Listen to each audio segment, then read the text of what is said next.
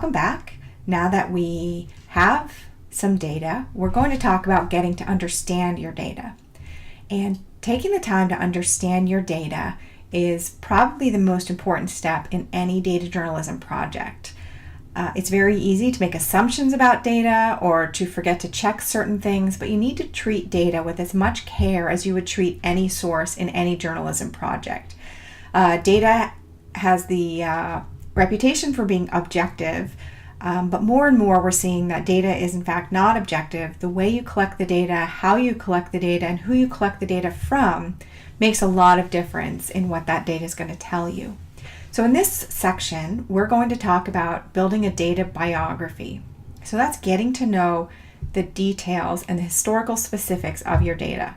I'll tell you up front, it can be a little bit time consuming, but it's well worth your effort because really understanding your data is what can make an average or pretty good data journalism piece into an outstandingly good data journalism piece.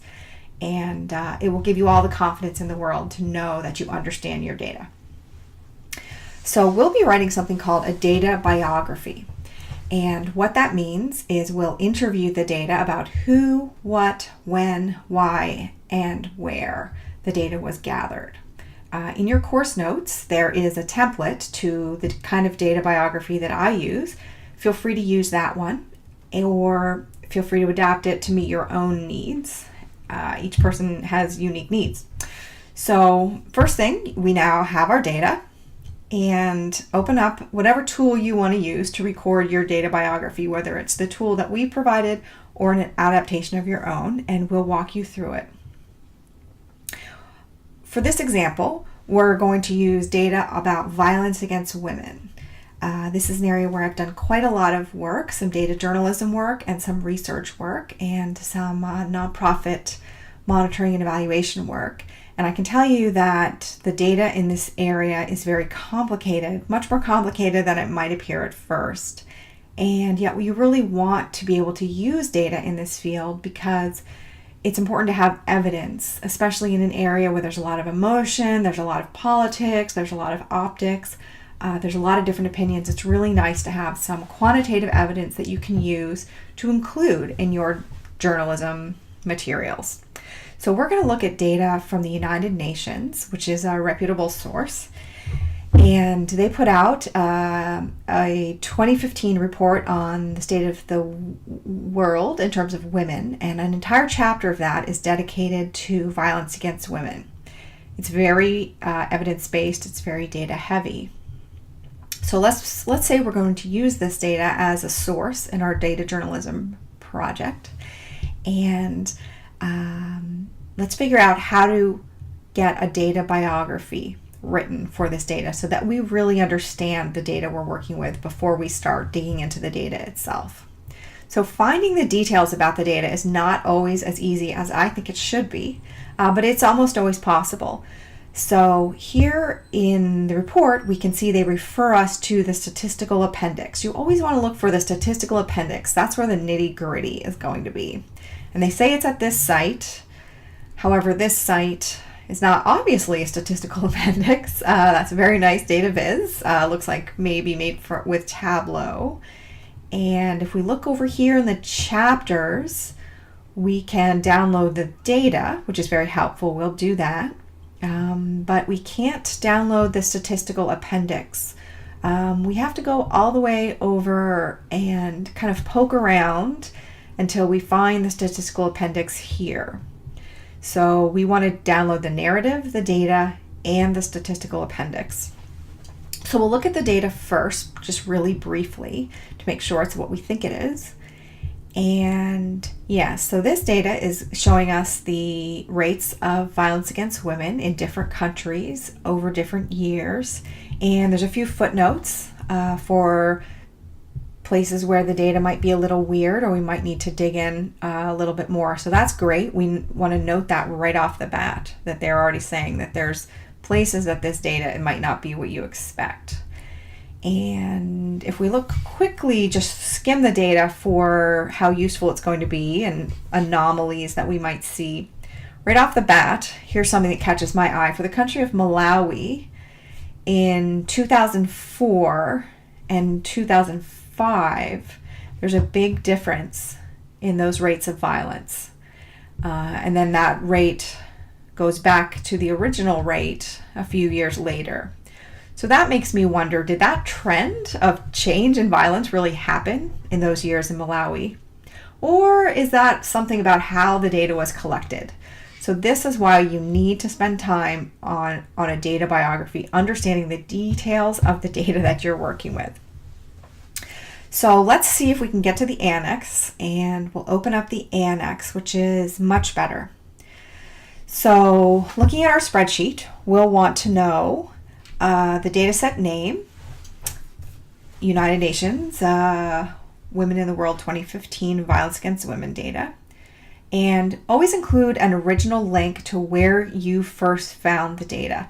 I can't tell you how many times we've messed up the data in one way or another, and we need to go back and get an original copy. I know you seem like you'll be more organized and you will never have to do that, but just in case you ever have to do that, you really need to retain the original link. Also a link to where you're going to be storing the data. And then our first real question, who collected this data? So let's look at table 6.1, which came out of this data. And this shows the number of countries that were collecting this data over different time periods. And now that's a very important thing to notice. Because if you want to take this data and say country Z has the highest rate of violence against women in the world, you can't really say that based on this data. You have to say country X has the highest rate of violence among the countries that collected data. And some countries will not be collecting data because they have a high rate of violence against women, and some will not be collecting data because they have a low rate. And many other reasons, financial, governmental, there are a variety of reasons. But it's really important that you take a look at who collected the data and find out exactly which countries did and did not collect the data. Second thing is we'll want to see how they collected the data. Quick word about sample size. Sometimes a large sample size means that the data is very well collected, but not necessarily.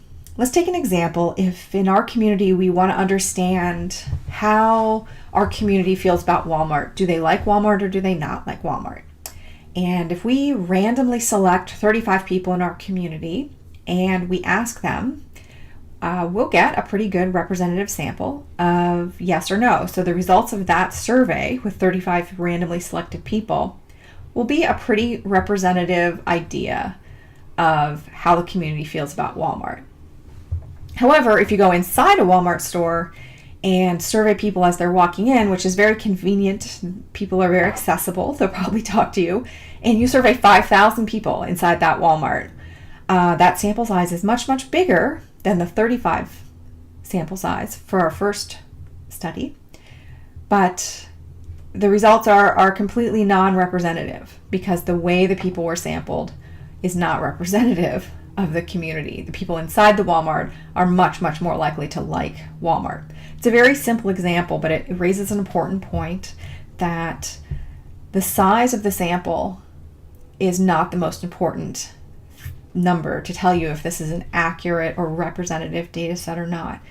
How they collected data. So this is what we want to look for in building our biography. So let's go to our Malawi example in greater detail. So we're looking at the statistical appendix here for the 2004 and 2005 data collection. And we can see who collected the data. In 2004 is USAID. And who collected the data in 2005 looks like a private researcher. So that makes a really big difference. So 2004 was the Demographic Health Survey. We look at that website, and that is funded by the United States Congress. That's a USAID survey that's conducted widely. We can see from this website that it's a large sample, and then it's a representative sample. So this data probably does represent what's happening on the ground reasonably well, and it's usually really traditional methodology. This survey's been conducted for a long time, over many years.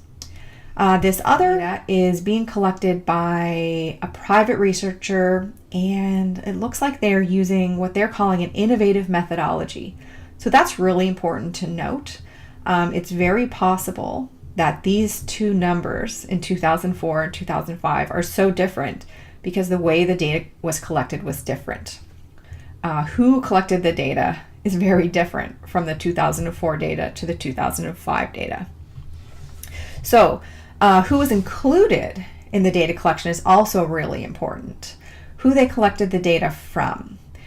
So we'll look here and we'll see there's many different age groups, and sometimes married women are included, sometimes all women are included, sometimes currently married women are included. This is a really important question for any data set. A surprisingly large number of data sets that seem large and inclusive actually exclude sometimes key populations, sometimes people living in institutions, sometimes people living in incarceration, sometimes people living on reserves, sometimes people who don't have permission slips that get signed. It's really important to find out who was allowed in to answer the survey or contribute their data and who was not.